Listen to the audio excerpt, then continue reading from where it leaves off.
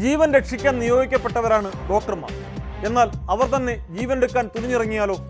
അങ്കമാലിയിൽ ജസ്ലിയ എന്ന വിദ്യാർത്ഥിനി കാർ അപകടത്തിൽ മരിച്ച കേസ് ഏറെ ശ്രദ്ധിക്കപ്പെട്ടത് പ്രതിസ്ഥാനത്ത് ഒരു ഡോക്ടർ ആയതിനാലാണ്. കേസിലെ പ്രതി ഡോക്ടർ സിറിയക് പി ജോർജിനെ കോടതി റിമാൻഡ് ചെയ്തു. ജസ്ലിയെ ഇടിച്ചത് മനഃപൂർവ്വമല്ലെന്നാണ് പ്രതിയുടെ മൊഴി. സംഭവ സമയം ലഹരി ഉപയോഗിച്ചിരുന്നില്ലെന്ന മൊഴി പോലീസ് പൂർണ്ണമായും വിശ്വാസത്തിലെടുത്തിട്ടില്ല.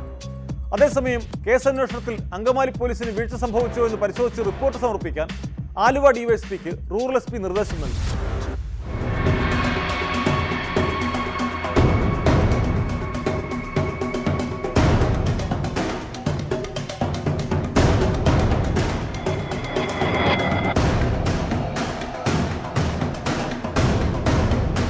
പ്രതി സിറിയക് പി ജോർജിനെ 14 ദിവസത്തേക്കാണ് അങ്കമാലി മജിസ്ട്രേറ്റ് കോടതി റിമാൻഡ് ചെയ്തത്. പ്രതിക്കായി കസ്റ്റഡി അപേക്ഷ നൽകാനാണ് പോലീസ് തീരുമാനം. വിശദമായി ചോദ്യം ചെയ്ത് തെളിവെടുപ്പടക്കം നടത്തേണ്ടതുണ്ട്. അപകട സമയം ലഹരി ഉപയോഗിച്ചില്ലെന്ന പ്രതിയുടെ മൊഴി പോലീസ് പൂർണ്ണമായും വിശ്വാസത്തിലെടുത്തിട്ടില്ല. സിറിയക് ലഹരി ഉപയോഗിക്കുന്ന ആളാണോ എന്നറിയാൻ മുടിയും നഖവും ശാസ്ത്രീയ പരിശോധനയ്ക്കായി ശേഖരിച്ചു. രാത്രിയായതിനാൽ റോഡിലൂടെ പോയ ജാസ്ലിയെ കണ്ടില്ലെന്നാണ് പ്രതിയുടെ മൊഴി.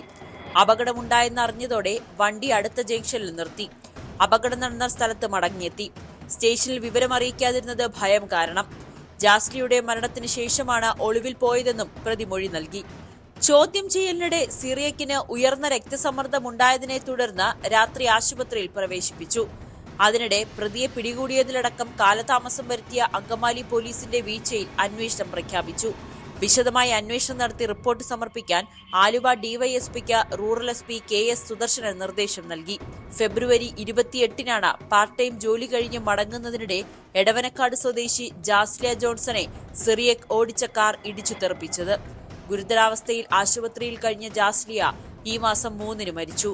പിന്നാലെ അവയവങ്ങൾ ദാനം ചെയ്യുകയായിരുന്നു.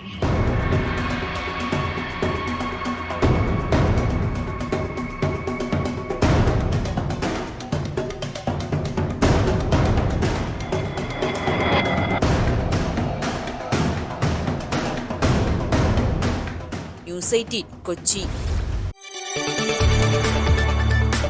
കൂടുതൽ വാർത്തകൾക്ക് news 18 Keralam YouTube channel subscribe ചെയ്യുക.